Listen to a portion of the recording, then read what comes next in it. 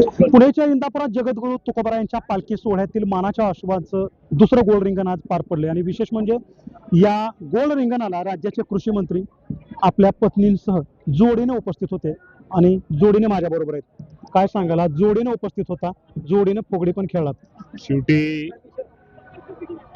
प्रत्येक माणसाचं त्याची पत्नी त्याच्या जीवनामध्ये महत्वाचा भाग असतो आणि तिला हे वाटतं की देवाचं दर्शन घ्यावं, पालखीचं तुकाराम महाराजांच्या पालखीचं दर्शन घ्यावं आणि दर्शन घेतल्यानंतर हे दर्शन पांडुरंगाला ते दर्शन मिळाल्यासारखं त्यांचं एक आशीर्वाद घेतल्यासारखं असतं.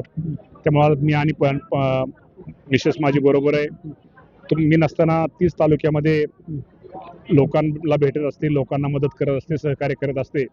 त्याप्रमाणे ती आज माझ्याबरोबर दर्शनाला आहे आणि एक आज आनंद आहे की हा रिंगण सोहळा इंदापूरमध्ये झाला. खूप चांगल्या प्रकारे लोकांनी यामध्ये शिस्त पाळली आणि यातनं कुठेतरी निश्चित प्रकारे आज या पालखी सोहळ्याच्या निमित्तानं तालुक्यामध्ये पालखी 63 किलोमीटर पालखीचा लांबी आहे. त्यामुळं इंदापूर तालुक्यातील आमच्या जनतेला, नागरिकांना या पालखीची सेवा करण्याची संधी मिळते. यातनं कुठेतरी एक मनाला समाधान असतं. हेच आमचं खरं, हिथंच आमचं पांडुरंगाचं आम्हा सगळ्यांना त्या पालखीच्या वारकऱ्याच्या रूपानेच सर्वांना दर्शन होतं आणि हे निश्चित प्रकारे इंदापूरकरांचं हे एक भाग्य आहे. राजकारण करतो आपण, समाजकारण करतो, विधान सभा कार्यक्षेत्रापासून बाहेर पण असतो. किती मोठा आधार असतो तारिका भरणेंचा, दत्तात्रय भरणेंना? आपल्याला माहिती आहे की प्रत्येक यशामध्ये बायकोचं महत्व असतंच. प्रत्येक आपल्याला म्हणतो मी आज आमदार यशस्वी पुरुषाच्या मागे स्त्रीचं योगदान असतंच आणि मी तुम्हाला माहित आहे की राज्याचा मी मंत्री आहे, कृषी मंत्री आहे. माननीय मुख्यमंत्री, दोन्ही उपमुख्यमंत्री तर आहेच, पण महिलांसाठी शेतकरी महिला विधेयक आणणारा या भारतातला महाराष्ट्र राज्य पहिलं आहे आणि त्या राज्याचा मी कृषी मंत्री आहे. त्यामुळे महिलांविषयी काय माझ्या भावना आहेत हे तुम्हाला सांगायची गरज नाही. विधेयक मांडल्यावर बायकोनं अभिनंदन केलं. बायकोने पहिलं अभिनंदन तिने केलं. माझं भाषण चालू असताना माझं भाषण खाली बसलो की तिने बघितलं, ह्याच्यामध्ये पाहिलं टीव्ही मध्ये आणि तिने लगेच मला अभिनंदन केलं. शेवटी बायकोला पण आनंद आहे की नवरा आपला एवढा राज्यातल्या महिलांसाठी हे विधेयक मांडतोय. 12 वर्ष आज इथं या मैदानावर तुमची उपस्थिती नव्हती. 2014ला तुम्ही इंदापूरचं नेतृत्व करायला लागलात, आमदार झालात. तेव्हा नंतर आता 2026ला 12 वर्षानंतर पहिल्यांदाच हा पालखी सोहळा पाहण्यासाठी आला. याचसाठी अट्टास केला होता, काहीतरी असेल ना याच्या पाठीमागे? अट्ठास वगैरे म्हणण्यापेक्षा पालखी पूर्वी संसरला मुक्कामी असायची, तिथं मी स्वागताला असायचो. पालखी बेलवाडीला असायची, तिथं स्वागताला असायचो. पालखी अंतुरण्यात आमच्या गावी असायची, तिथं स्वागताला असायचो. त्यामुळे कदाचित तो योग येत नसावा, पण आता ह्या वर्षी अंतुरण्याला पालखी मुक्कामाला नाही, पण त्यामुळे हा योग ह्या वर्षी आलेला आहे.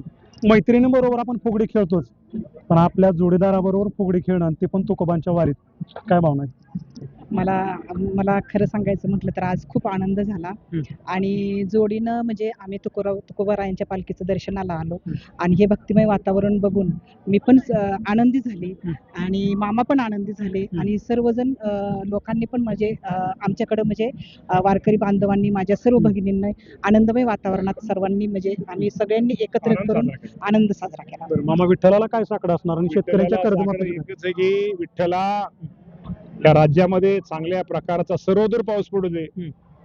पाऊस पडून माझ्या शेतकऱ्याच्या जे शेतामध्ये ज्यांनी पीक घेतलंय त्या पिकाचं चांगल्या प्रकारचं उत्पादन होऊ दे. त्याला चांगल्या प्रकारचा बाजारभाव त्या पिकाला मिळू दे आणि त्याला बाजारभाव मिळून त्याला चांगलं उत्पन्न मिळू दे आणि त्या माझा बळीराजा सुखी होऊ दे आणि लवकरात लवकर पाऊस पडू दे. हेच मी साकडं घातलेलं. शेवटचा प्रश्न, कर्जमाफी कधी? कर्जमाफी आपल्याला माहिती आहे की जी आता कर्जमाफीला उशीर झालाय तो माझ्या शेतकऱ्यांच्या भल्यासाठीच झालेला आहे. त्यामुळं साधारणतः 30 जुलै अखेर माझ्या शेतकऱ्याला कर्जमाफी ही दिली जाईल. खूप खूप धन्यवाद. तर हे राज्याचे कृषी मंत्री जोडीनं आपल्या सोबत होते आणि त्यांनी विठ्ठलाला साकडं घातलेलं आहे की राज्यात धो पाऊस पडू दे आणि शेती शिवार हिरवगार पडू दे, शेतकऱ्याच्या चेहऱ्यावर हसू उमटू दे. देवा राखून, NDTV मराठी, इंदापूर.